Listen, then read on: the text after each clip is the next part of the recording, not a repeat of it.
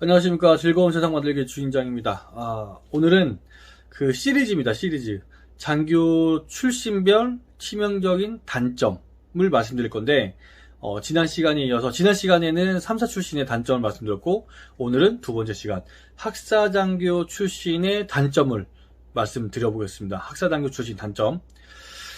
자, 일단 학사장교 출신의 치명적인 단점은 그 지원 시기부터 문제죠. 이게 에라지 에라. 4학년 때 시험을 보잖아요. 그러니까 떨어지면 23살, 4살 때 바로 병사로 가야 돼. 얼마나 이게 치명적이에요. 붙으면 장교를 인간한 거고.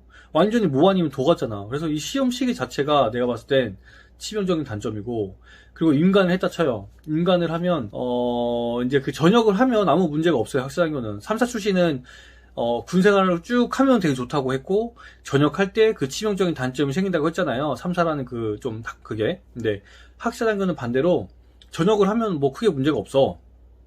왜냐면, 학사장교도 기업에서 봤을 땐 똑같은 그냥 장교 출신인 거고, 그리고 학사장교 출신이면서 내가 뭐 어느 대학을 나왔냐, 상위권 대학 나왔냐, 중위권 대학 나왔냐, 지방대 나왔냐, 여기에서 또 이제 평가가 좀 갈리긴 하는데, 어쨌든 장교 출신이라는 그 장점을 갖고, 기업에서 바라보기 때문에 학벌도 중요하긴 하지만 그렇게 그냥 장교 출신이 없는 상태에서 그냥 지방대인 것과 지방대지만 장교 출신인 것 중에 고르라 그러면 기업에서는 이제 장교 출신들을 좀 더 선호한다 이거지.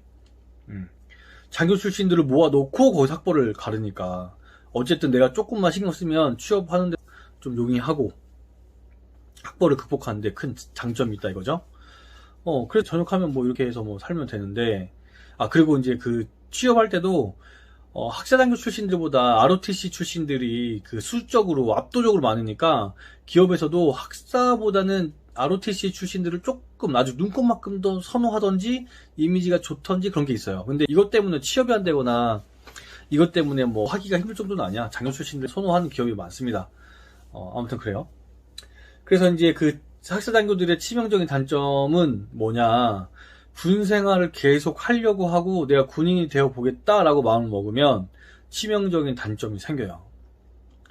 이제 첫 번째로 뭐냐면 그 보직 관리예요. 보직 관리. 제가 이제 여러 영상에서 대대 소위중이들이 할 수 있는 주요 보직들은 그 사관학교 출신들부터 먼저 한다 그랬잖아요. 뭐 작전이나 정보 이런 것들.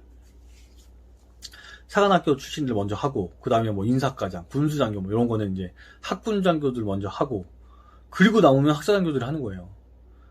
내가 이제 딱 갔는데 내 위로 나보다 빨리 임관한 6사, 3사 학군 애들이 쫙 있다. 그러면 이제 좀 헬인 거지. 그러면 제가 최악의 코스가 소대장 2년 반, 3년씩 하다가 바로 OAC 가서 중대장 하는 게 완전히 최악이라 그랬잖아요.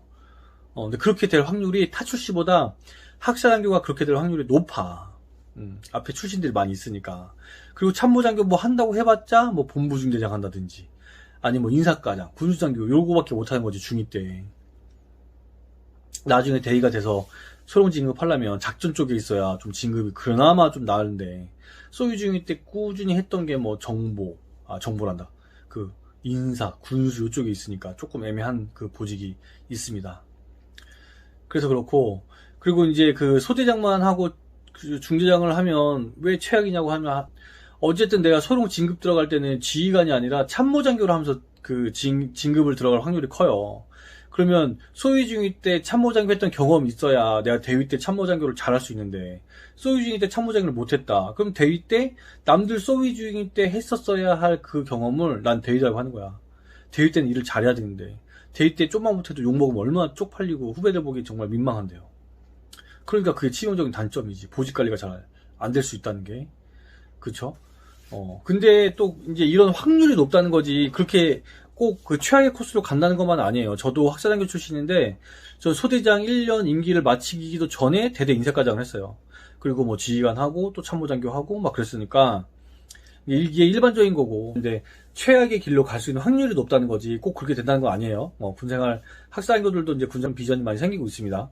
서단장도 나오고 뭐 장군들 많이 나오고 있죠. 그래서 뭐 좋긴 좋은데 자기 하기 나름인 건데, 어쨌든 그런 확률이 높다. 그게 치명적인 단점이다 라는 거고, 두 번째는 제 개인적인 컴플렉스일 수도 있어요. 그리고 이제 뭐 제가 야전에서 만난 친구들하고 이렇게 얘기를 해보면 그 친구들도 야, 학사단교는 이런 게 좀 안 좋긴 하다 막 이런 얘기를 했던 거 있는데, 그게 뭐냐면 학사단교는 16주 군사훈련 받고 민간하니까 장교 속성반이잖아요. 장교 속성반. 그러니까 그 16주 받은 걸로 군 생활을 쭉 하기엔 그 기본기나 이런 게 너무 없어. 너무 부족해. 특히 외적으로 보여지는 그 짜세가 너무 없어. 학사단교들은. 기본 제식, 또 뭐, 그 군대에서 가끔 하는 그 행사에 대한 그런 지휘 능력, 내가 해본 경험, 그런 게 없으니까 너무 조금 힘들더라고요. 특히 제가 소대장 했을 때는 대대 제식경연대회가 있었는데, 뭐 어떻게 해야 될지 모르겠더라고, 솔직히. 그런 것도 있고, 또 중대장 할 때는, 그때 중대장 할 때, 한창 뭐 군기강을 확립한다고, 한 달에 한 번 하는 국기기양식 행사 때 열병을 하라는 거예요. 근데 난 열병을 해본 적이 없어. 16주 군사바 교육받는데 뭐 열병 해봤겠어요? 근데 중대장인데 100명을 그 열병지를 해야 되는데 사실 너무 힘들더라고요. 그래서 이제 그런 군대 행사나 기본 제식, 외적 자세, 군기본 뭐 이런 모습들이 갖춰지기가 사실 힘들다. 소령이 되고 중령이 돼도 왠지 그런 컴플렉스가 있더라고요. 그거는 저만 한 얘기가 아니라 다른 학사형 출신들도 얘기를 해요. 물론 안 그런 친구들도 있지. 근데 좀 아쉽다, 그런 면에서. 군 기본 자세, 군 행사 지휘 능력이나 제식이나 뭐 이런 게 좀 아쉽다. 요런 거. 요런 게가 정말 치명적인 단점이라고 전 느껴졌습니다. 그래서 학사장교로서 내가 군인을 쭉 하겠다, 군인의 길을 가기로 마음을 먹었다 한 친구들은 한번 생각해 보세요. 내가 지금 보직이 잘 풀리고 있는 건가. 그리고 지금 안 풀려도 나중에는 또 열심히 잘하면 좋은 기회가 있으니까 의기소침해질 필요는 없습니다. 아무튼 그래요. 도움 되셨나요? 오늘은 여기까지. 감사합니다.